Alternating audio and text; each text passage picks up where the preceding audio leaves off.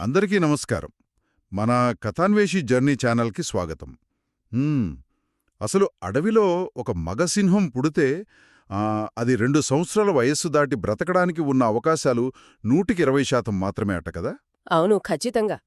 ఆ, అందులోనూ అదృష్టం కొద్దీ ఒక 10 లేదా 11 బ్రతికినా వయసు మీద పడ్డాక వేరే యువసింహాల చేతిలో అత్యంత క్రూరంగా చనిపోవటం ఖాయం. ఆఫ్రికాలోని మసాయిమారా అడవుల్లో ఇదే అసలైన నిజం. అంటే ఈ నియమాలన్నింటినీ పక్కన పెట్టి ఏకంగా 14 ఏళ్లు ఆ అడవిని శాసించిన ఒక విచిత్రమైన సింహం ఉంది.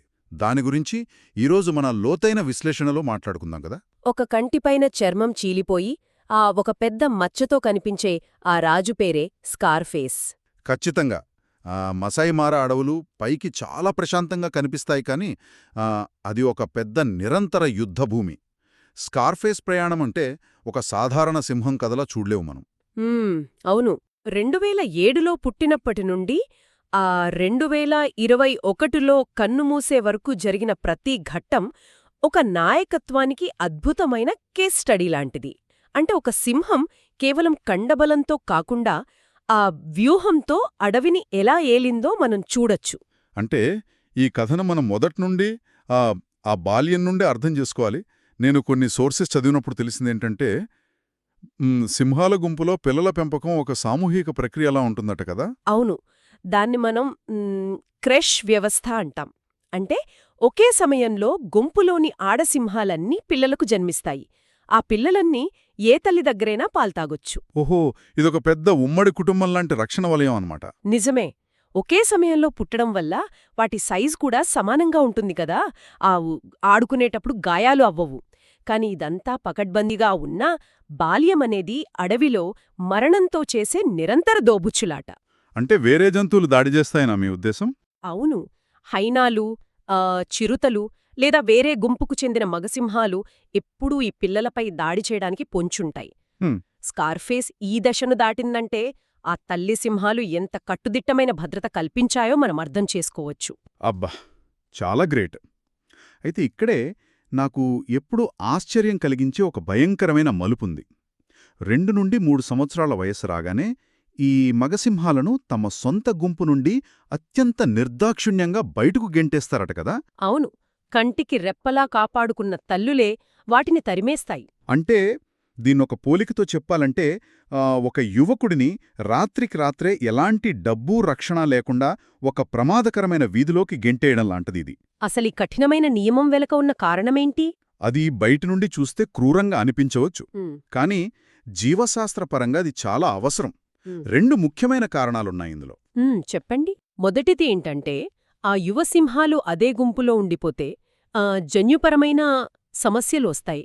అంటే ఇన్బ్రీడింగ్ జరగకుండా ప్రకృతి ఏర్పాటు చేసిన వ్యవస్థ ఇది. ఓకే, లాజికల్గా ఉంది. మరి రెండో కారణం?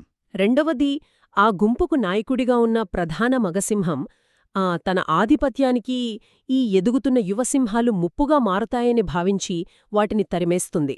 అంటే అప్పటివరకు వేట కూడా సరిగా రాని ఆ యువసింహాలు ఉన్నట్టుండి అనాథలైపోతాయన్నమాట. పాపం వాటికి ఎటెళ్లాలో తెలీదు, వేటాడ్డం తెలీదు. ఇలాంటి ఒంటరి సింహాలను నొమాడ్స్ అంటారు కదా? ఖచ్చితంగా. మరి ఆ దశలో స్కార్ఫేస్ ఏం చేసింది అనేది చాలా ఆసక్తికరం. అది ఒంటరిగా అయితే ఆ మసాయిమారాలో బ్రతకలేనని దానికి అర్థమైపోయింది. అక్కడే దాని తెలివితేటలు వాడిందంటారా? అవును. అక్కడే మొదటి మాస్టర్ స్ట్రోకు రేసింది. ఒంటరిగా ఉంటే కొన్ని వారాల్లో మరణం ఖాయం. కాబట్టి తనతో పాటు బయటకు గెంటేయబడిన తన 3 సోదరులతో కలిసి ఒక బలమైన కూటమిని ఏర్పాటు చేసింది. కాదు, అదొక అత్యున్నత స్థాయి సైనిక బృందం లాంటిది. ఈ సమన్వయం గురించే నేనడగాలి. అంటే నలుగురు కలిసి వెళ్తున్నారు కదా, ఎక్కువ బలముంది కదా అని వేటకు వెళ్తే సరిపోదు కదా. అడవిలో ఖచ్చితమైన ప్రణాళిక ఉండాలి కదా. నిజమే. వేటాడేటప్పుడు వాటి మధ్య జరిగే భావ్య వ్యక్తీకరణ చాలా అద్భుతంగా ఉంటుంది. మనుషుల్లాగా అవి అరుచుకుంటూ మాట్లాడుకోలేవు. కరెక్టే. ఒక చీకటి గదిలో నిశ్శబ్దంగా కదులుతున్న 4 సైనికులను ఊహించుకోండి. కేవలం తమ చెవులను అటూ ఇటూ కదిలించడం ద్వారా, తోక చివరి భాగాన్ని ఒక నిర్దిష్టమైన రీతిలో ఊపడం ద్వారా సంకేతాలిచ్చుకునేవి. ఓహో, బాడీ లాంగ్వేజ్తోనే అంత సమన్వయం అన్నమాట. అవును.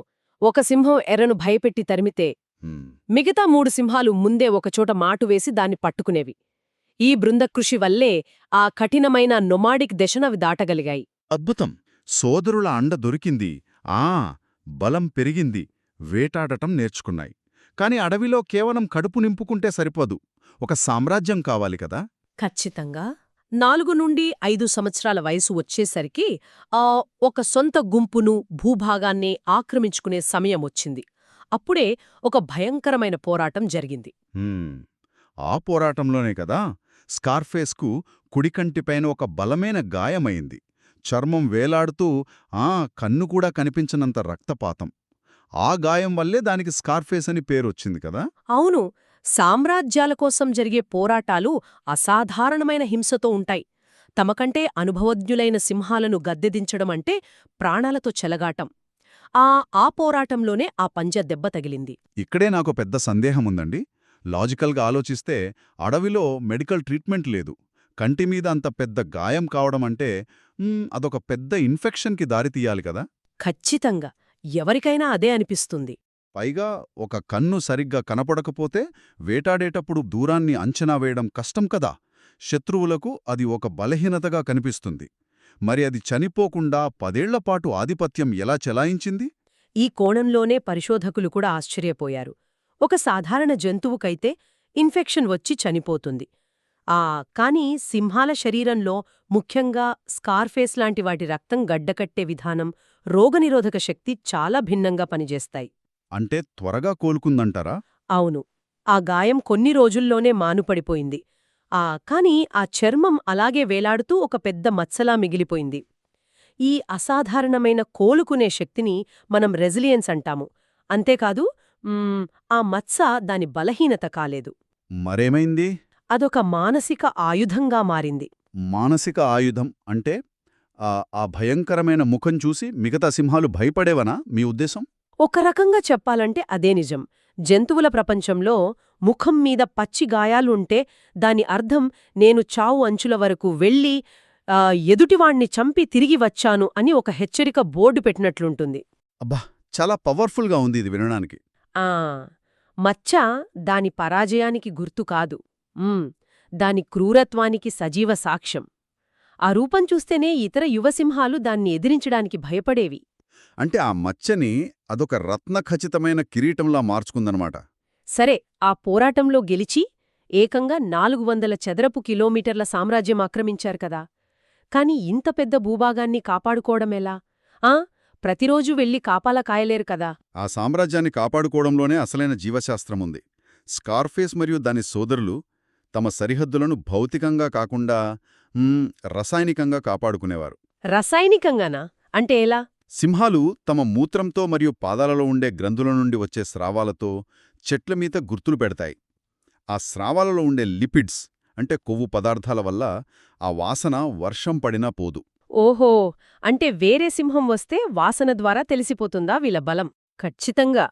ఆ వాసన పీల్చగానే ఆహా, ఈ ప్రాంతం ఏ వయసున్న సింహాల అధీనంలో ఉంది, అవి ఎంత ఆరోగ్యంగా ఉన్నాయో దానికి రసాయనికంగా అర్థమైపోతుంది. అదొక అదృశ్యమైన కోటగోడ లాంటిదనమాట.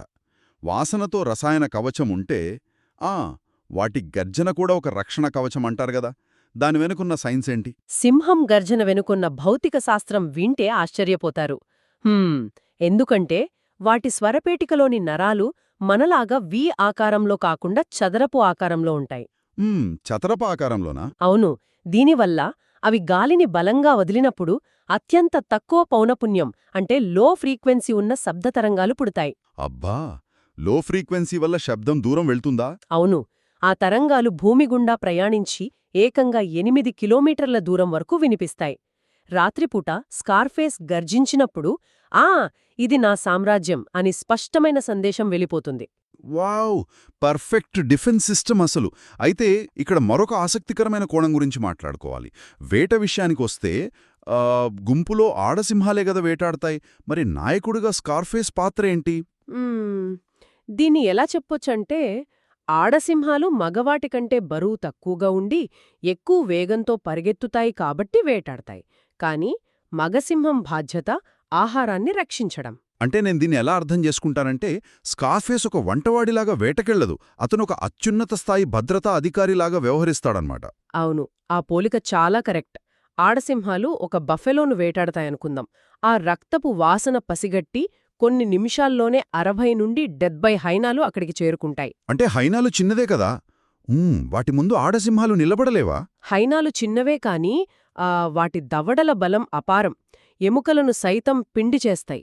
పైగా అవి గుంపుగా దాడి చేసి సింహాలను అలసిపోయేలా చేస్తాయి. ఓహో, అప్పుడు స్కార్ఫేస్ ఎంటర్ అవుతుందా? ఖచ్చితంగా. సరిగ్గా అప్పుడే 210 కిలోల బరువున్న ఆ భారీ శరీరం ఒక్కసారిగా ఆ హైనాల గుంపులకి దూకిందంటే అవి చిల్లా చెదురైపోవాల్సిందే. ఆ ఆహారాన్ని రక్షించడం, భద్రత కల్పించడం దాని ప్రాథమిక బాధ్యత. మ్మ్. చాలా ఉత్కంఠభరితంగా ఉంది.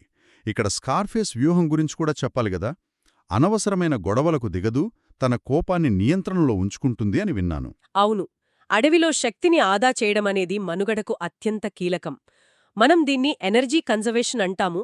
ఒకసారి పోరాటానికి దిగితే అపారమైన క్యాలరీలు ఖర్చవుతాయి. చిన్న గాయమైనా ప్రాణాపాయం కావచ్చు. అంటే ప్రశాంతంగా ఉంటూ ఎప్పుడు దెబ్బగొట్టాలో తెలిసినవాడే అసలైన నాయకుడనమాట. ఖచ్చితంగా. తన సామ్రాజ్యానికి ప్రమాదం వస్తే తప్ప తన శక్తిని బయటపెట్టేది కాదు. ఈ ప్రశాంతత వెనుకున్న ఆ భయంకరమైన రూపం గురించి కూడా మనం మాట్లాడాలి. 200 కిలోల బరువు, ఆ పచ్చిమచ్చ, దానికి తోడు మెడ చుట్టూ ఉన్న దట్టమైన నల్లటి జూలు. ఆ జూల్కంత ప్రాముఖ్యతెందుకు? సింహాలలో జూలు అనేది కేవలం అందం కోసం కాదు. అదొక బయలాజికల్ ఇండికేటర్. జూలు ఎంత నల్లగా, దట్టంగా ఉంటే ఆ సింహం శరీరంలో టెస్టోస్టెరాన్ స్థాయిలు అంత ఎక్కువగా ఉన్నాయని అర్థం. అంటే అది బలానికి ప్రతీక. కాని ఆఫ్రికా లాంటి ఎండల్లో అంత నల్లటి జూలుండటం అంటే అదొక థర్మల్ నైట్మేర్ కదా. ఉక్కపోత రాదా దానికి? మీరు కరెక్ట్ పాయింట్ అడిగారు. ఆ ఎండలో దాన్ని మోయడం చాలా కష్టం. కానీ అక్కడే ప్రకృతి ఒక పరీక్ష పెట్టింది. ఈ వేడిని, అసౌకర్యాన్ని నేను తట్టుకోగలను, అయినా సరే నేను అత్యంత బలంగా ఉన్నాను అని చెప్పే ఒక రహస్య సందేశమది. అబ్బా, ఎంత అద్భుతం! ఇన్ని లక్షణాలుండడం వల్లే డాక్యుమెంటరీ మేకర్లకు స్కార్ఫేస్ ఒక ఆరాధ్య దైవంగా మారిపోయింది. దాని ప్రతి అడుగు కెమెరాల్లో బంధించబడింది. అవును, ఇందులో ముఖ్యమైన విషయం ఏంటంటే పరిశోధకులు రేడియో కాలర్ల లాంటి హానికరమైన ప్రయోగాలు చెయ్యలేదు. కేవలం దూరం నుండి పరిశీలించే ఎన్నో విషయాలు తెలుసుకున్నారు. ఈ మహాప్రయాణం ముగింపు కూడా ఒక చరిత్రే. సాధారణంగా 10 ఏళ్లు బ్రతికే సింహం ఏకంగా 13-14 ఏళ్లు బ్రతకడం ఎలా సాధ్యమైందంటారా? దానికి ప్రధాన కారణం అది ఏర్పాటు చేసుకున్న బంధాలు మరియు దాని వ్యూహం. ఆ మస్కటీర్ సోదరుల అండ, ఆ మచ్చ సృష్టించిన భయం ఒక మానసిక కవచంలా పనిచేశాయి.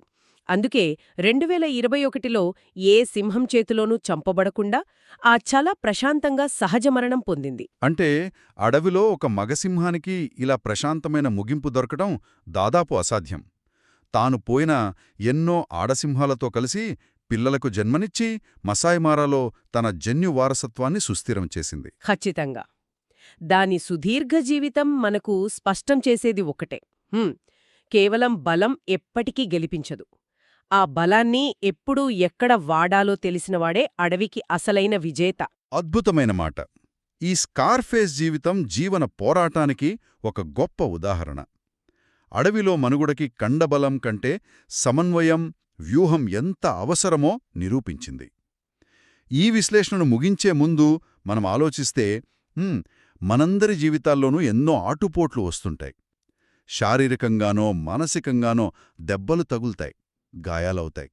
మనం ఆ మచ్చలను ఓటమికి గుర్తులుగా కుంగిపోతున్నామా, లేక స్కార్ఫేస్ లాగా ఆ గాయాలను మనం సాధించిన విజయాలకి కిరీటాలుగా మార్చుకుంటున్నామా అన్నది ముఖ్యం. పనికిరాని విషయాలపై కోపాన్ని ప్రదర్శించకుండా శాంతంగా మన శక్తిని ఆదా చేసే ఆ సింహం వ్యూహం మనక్కూడా చాలా అవసరం. వీడియో నచ్చితే సబ్స్క్రైబ్, లైక్ మరియు షేర్ చేయడం మర్చిపోవద్దు. మరియు కింద కామెంట్స్లో చెప్పండి తరువాతి వీడియో ఏ టాపిక్పై కావాలి. మీ సూచనలు మాకోసం చాలా విలువైనవి. తరువాతి వీడియోలో కలుద్దాం. ధన్యవాదాలు.